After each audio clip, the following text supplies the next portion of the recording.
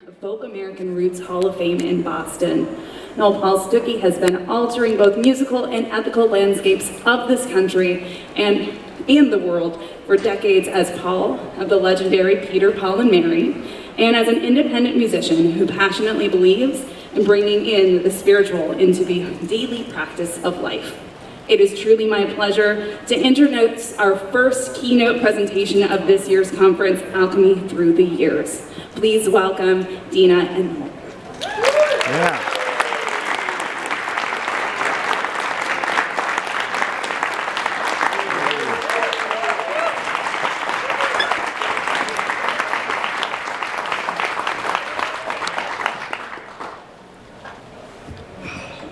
A keynote delivered from a comfortable chair to a group of semi-old fogies. And what do they call young women of age? Fogettes? Amazing. Do we all know Deana? Hi, folks. And welcome to Folk Alliance, Noel. That's right, I'm an FT. I am, I'm a first timer. I don't know why I haven't been here before. I've been to Kansas City. Kansas City, here I come. Yeah. But not to an FAI. So really lovely to be here. Yeah. And you apparently brought a friend beside you. Yeah, this is Manny. I don't know how many of you have been to the Farhoff booth, but I'm just going to play a little bit of him.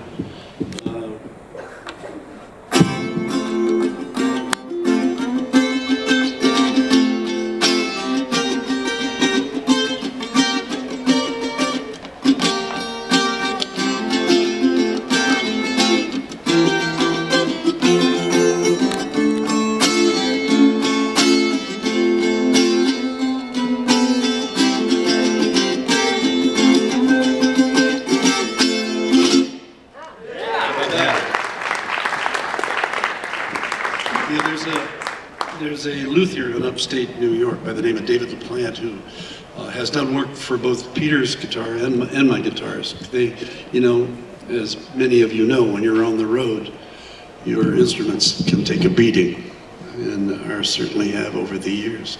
Over the years. So tell us about the title of today's get-together, The Alchemy of Folk. What did you have in mind? Okay, so I'm supposed to be asking the questions.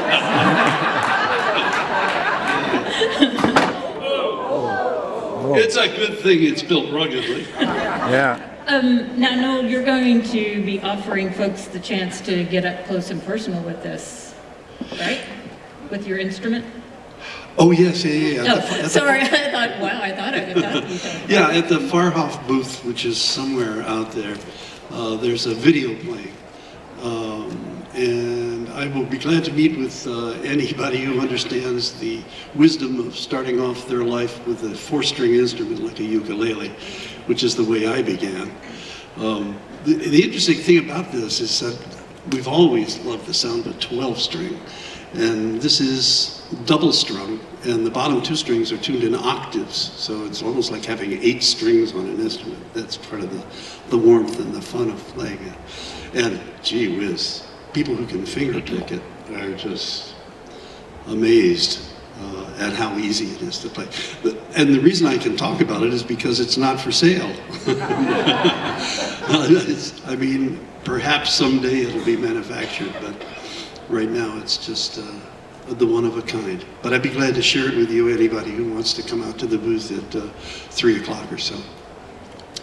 But seriously, Deana, let's talk about the alchemy of folk. And I do, you know, I have some reference. I couldn't help myself. You know, when you're supposed to speak to a bunch of people about something that you've lived rather than know anything about. Let's see if I got it here. Oh yeah, this blew my mind. I went online and because I was kind of tracing the evolution of, in my mind, of popular music. I was a young kid in Michigan with a rhythm and blues band called the Birds of Paradise, which had its own theme song, and I thought we were pretty hot stuff. And then I realized how much I was borrowing from what I was hearing from rhythm and blues being played. I grew up near Pontiac, Michigan, where I collected a lot of records from a store that had a crotch-high patrol dog that walked down the aisles in case you wanted to lift something. And so I listened to a lot of radio, which was doo-wop in the early 50s, but I got to thinking, well, okay, well, where did folk happen? Where was Woody? Was he hiding? You know, was he, we were talking about quotes earlier today. One of Woody's quotes blew me away, which was, anybody that writes a song that uses more than 2 chords is just showing off. Absolutely. But anyway, I wanted to read you this because in 1940, the predominant airplay, and of course that was radio, not streaming, right, was Tommy Dorsey, Artie Shaw. 41 was Glenn Miller, Artie Shaw, Sammy Kaye, Jimmy Dorsey. 42, the only singer to have a #1 was Bing Crosby.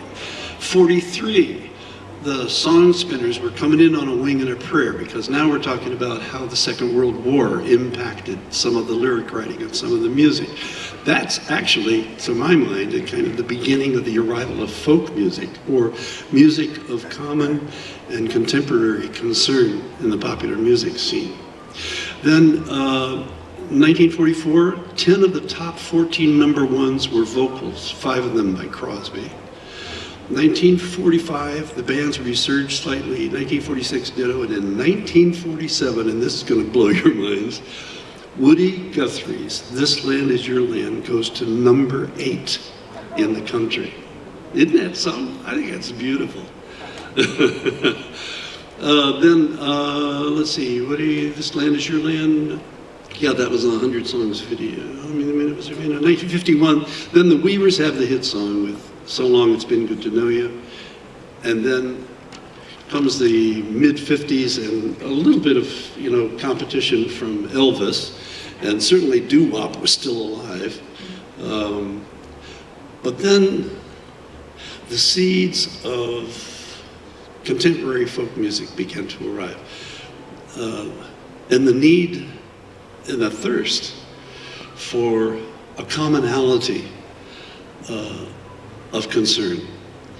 And, as I think of Peter, Mary, and I in Greenwich Village in the early 60s, I have to plead, I was really a latecomer, as I think you probably are figuring out now, to folk music's conscience. Peter and Mary were, New Yorkers. Peter even taught a course called Romp and Stomp at Cornell, which was an introduction of many people to folk music and its roots. Mary was part of a hard left political group that marched against the execution of the Rosenbergs in Washington, so she was quite active. And here comes this kid with this rock and roll band coming into Greenwich Village who loved Jonathan Winters and did sound effects all the time. But there is something so damned attractive about living closer to the reason for your being. And that thirst, the hunger, supersedes the entertainment value of what it is that you do.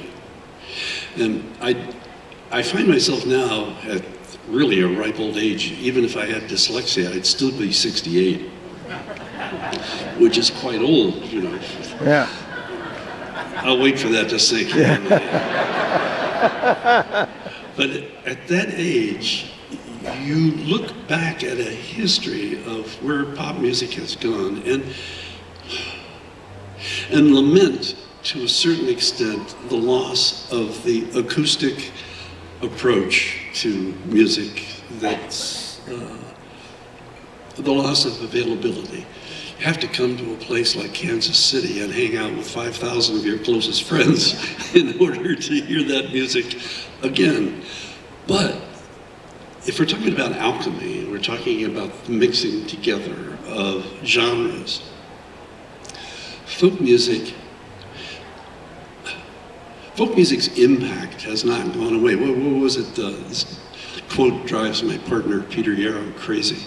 But Louis Armstrong said, and I'll try to deliver it with his panache, "Hey man, everything's folk music. You never heard a horse sing, did you?"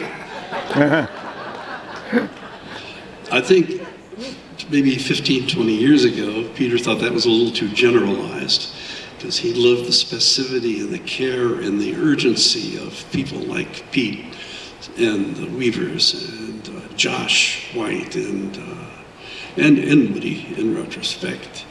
And somehow it felt to demean it by including all of music, because folk music was supposed to be focused on the common concern. Well, let me tell you, from this 86-year-old perspective, we all go through a period of growing up, don't we? I mean, what was the first song you appreciated? I'm sure it wasn't "This Land Is Your Land" even. I'm sure it was "Mary Had a Little Lamb, Little Lamb." Sing it again, Mommy, sing it again. Music has a way of unlocking that kind of togetherness and family within us that really does supersede the lyric content.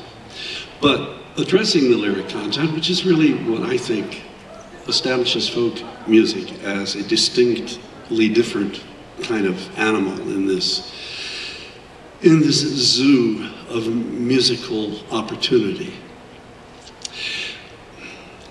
There is a period of time that I was hinting at called self-realization. And to a large extent, I think that's what we have to, maybe some of us would say, suffer through. But that's what we're hearing in a lot of music. I mean, when you're a teenager, you want to write about your angst. You know, you don't want to write about the fact that some people are starving on the other side of town. You want to write about, she left me. Just because I have pimples doesn't mean I'm not beautiful. Actually, that's too much like folk music. But a lot of what we hear today is from an artist, from a writer who wants to establish a sense of self. And that is the beginning, actually, of caring.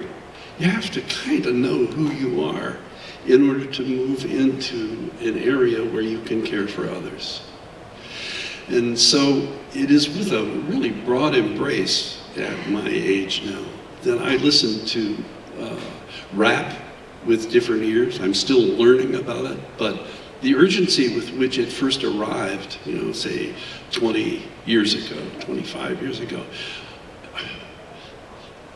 was coupled with a severe commentary on disenfranchisement by the black community.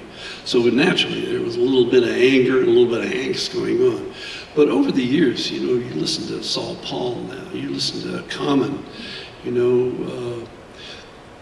they are reaching for a higher goal. They are taking us with them in their particular vernacular. So my sense of what folk music is that authenticity is in the intention. If you are intent to say something, then you're being true to it. You're being authentic. You are committed to a principle. And that is why, in a sense, we're here. I mean, sure, there are people who can play really fast on banjo, can play guitar, can play whistle, dulcimer, fiddle. And the intensity with which they play is sometimes measurable. But in terms of the lyric content of the material, I think the place to really start our appreciation is to accept the fact that those who have created it care a great deal about what it is that they're doing. It's not just to show off.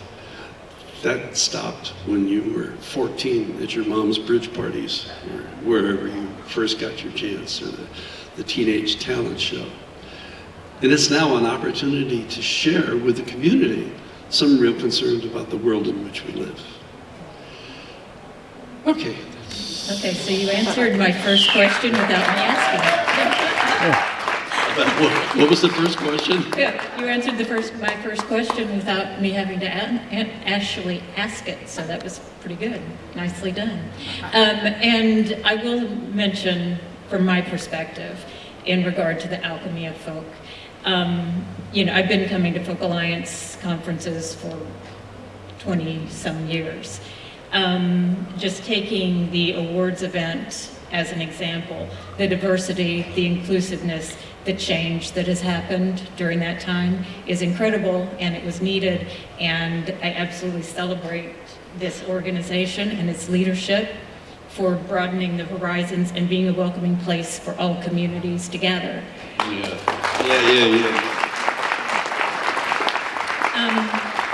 So in your incredible career, you were present and witness to some amazing events. What one event stands out in your mind that you as a solo artist or as part of Peter, Paul and Mary were present for that really holds a special place in your heart? Excuse me, there are competing visions. Certainly, one cannot easily dismiss standing in front of 250,000 people in the Lincoln Memorial and singing, Blowing in the Wind, or If I Had a Hammer, and being joined in voice by so many people proclaiming the injustice of inequality. But honestly, I wrote a song a while ago called El Salvador. I wrote it because Jim Wallace, who's, by the way, got a great new book out if you get a chance to look at it. It's called, The White Gospel of Politics or something. It's, it's an expose of the evangelical nationalism that's happening in the country.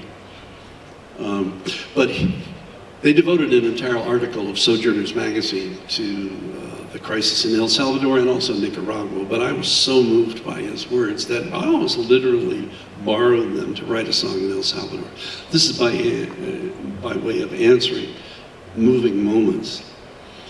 So the song was so well received, so timely, and so pertinent that Peter, Mary, and I actually went to the State Department to El Salvador and sang refugee camps, and I remember singing at a particular church where a priest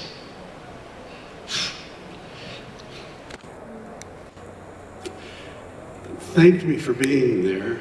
Peter and Mary were somewhere else on that particular day. He held up a white flower and said, "I am giving this to Noel so that he can take it back to his government and ask them not to pour our blood on it."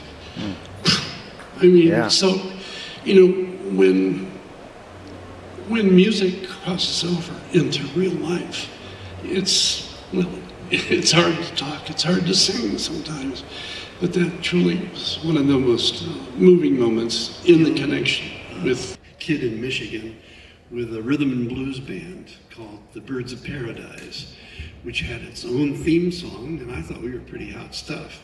And then I realized how much I was borrowing from what I was hearing from rhythm and blues being played. I grew up near Pontiac, Michigan, where I collected a lot of records from a store that had a crotch-high patrol dog that walked down the aisles in case you wanted to lift something. And so I listened to a lot of radio, which was doo-wop in the early 50s, but I got to thinking, where did folk happen? Where was Woody? Was he hiding? Was he, we were talking about quotes earlier today. One of Woody's quotes blew me away, which was, anybody that writes a song that uses more than 2 chords is just showing off. Absolutely. But anyway, I wanted to read you this because in 1940, the predominant airplay, and of course that was radio, not streaming, right, was Tommy Dorsey, Artie Shaw. 41 was Glenn Miller, Artie Shaw, Sammy Kaye, Jimmy Dorsey. 42, the 43, the song spinners were coming in on a wing and a prayer, because now we're talking about how the Second World War impacted some of the lyric writing and some of the music. That's actually, to my mind, kind of the beginning of the arrival of folk music, or music of common and contemporary concern in the popular music scene. Then, 1944, 10 of the top 14 number ones were vocals, 5 of them by Crosby. 1945, the bands resurged slightly. 1946, ditto, and in 1947, and this is going to blow your minds, Woody Guthrie's "This Land Is Your Land" goes to number 8 in the country. Isn't that something? I think that's beautiful. Let's see, Woody, "This Land Is Your Land." Yeah, that was a 100 songs video. I mean, it was in 1951. Then the Weavers have the hit song with "So Long It's Been Good to Know You." And then comes the mid-50s and a little bit of, competition from Elvis. And certainly doo-wop was still alive. But then the seeds of contemporary folk music began to arrive. And the need and the thirst for a commonality of concern. And, as I think of Peter, Mary, and I in Greenwich Village in the early 60s, I have to plead, I was really a latecomer, as I think you probably are figuring out now, to folk music's conscience. Peter and Mary were, New Yorkers. Peter even taught a course called Ramen Stomp at Cornell, which was an introduction to many people to double string. And the bottom 2 strings are tuned in octaves, so it's almost like having 8 strings on an instrument. That's part of the warmth and the fun of playing it. And gee whiz, people who can finger pick it are just amazed at how easy it is to play. And the reason I can talk about it is because it's not for sale. Perhaps someday it'll be manufactured, but right now it's just the one of a kind. But I'd be glad to share it with you, anybody who wants to come out to the booth. Peter was so nervous that he knocked over one of the cuspidors with all the sand on it, right? As the owner of the station and the disc jockey are walking out the door. But God bless Don Graham, who was our promotion guy. He stepped right there and kicked it all the way down the hall towards them. And when he got there, he said, "We're Peter, Paul, and Mary. Is there anything else you need cleaned up?" That's great. So the memories are boundless. Some of them are funnier than usual.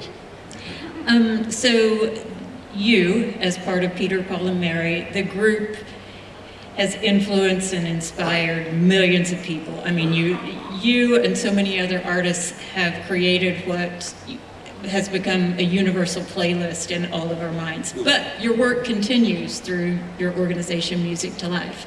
Would you like to share a little bit about that? Well, yes, I sort of touched on it. Music to Life is an organization that had modest beginnings at the Kerrville Folk Festival and really was responsible for sponsoring song contests. We invited as many artists who wanted to submit songs to a panel that included Tom Paxton. Hey, Tom. That was lovely, that song session you did at 1 o'clock, that was just great. Janice Ian, Cheryl Wheeler, anyway, I'm sure I'm leaving out some, Tom Chapin, lots of folks. But what Music to Life did at that point was to recognize the fact that there were still people writing contemporarily about things that are of community concern. And we awarded, based on the judgment of this panel, 10 slots at the Kerrville Folk Festival. When you think about it, it's kind of,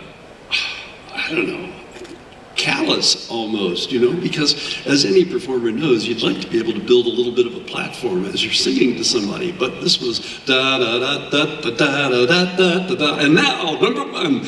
This is a song about the crowding of cities, da da da da da da da da, and now a song about water purity, da da da da da da.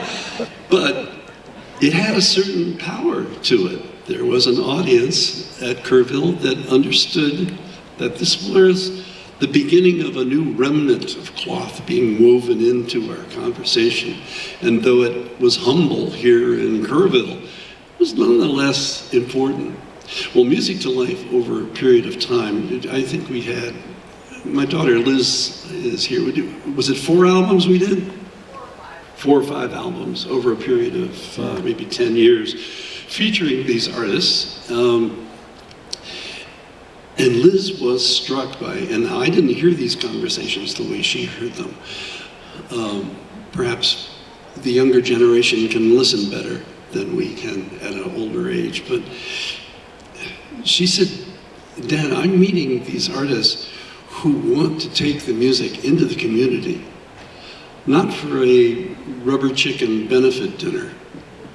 They want to take it into the community because it's going to make a difference in the lives of the people that they're singing about.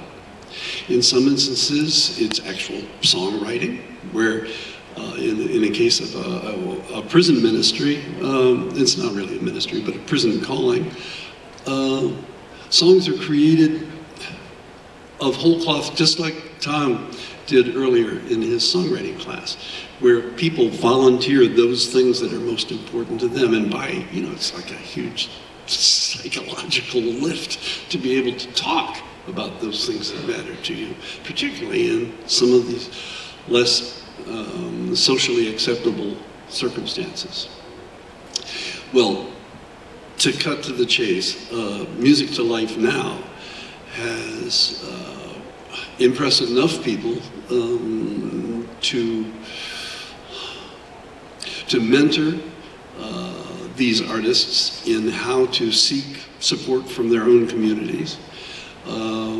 The program is just musictolife.org. If you're curious beyond me talking about it, and I hope that you are. Received a $500,000 grant from the Mellon Foundation, and Liz is well on the way of making it truly a national phenomenon. And I'm so proud, to watch the trajectory of her leadership and her authorship of this particular function of Music to Life. So do check it out. It is an amazing organization.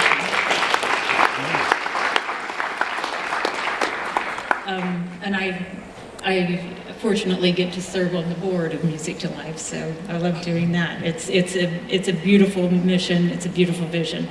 Unfortunately, we only have 30 minutes to chat, and so I think we have to wrap up pretty quickly.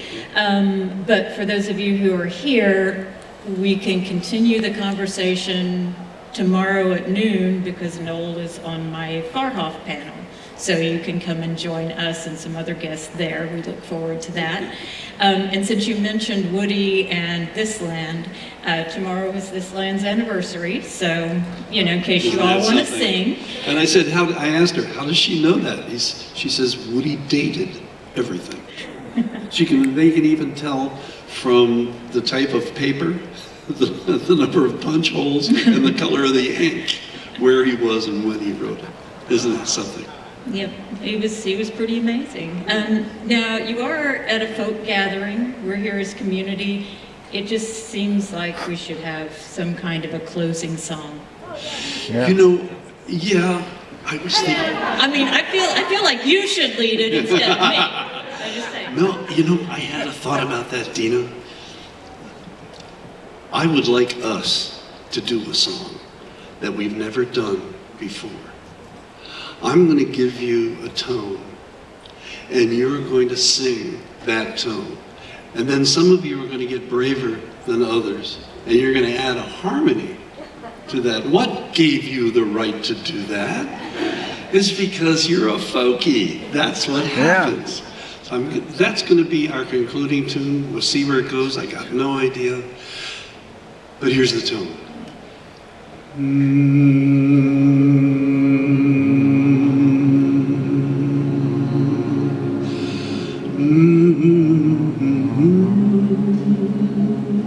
In the back, come on.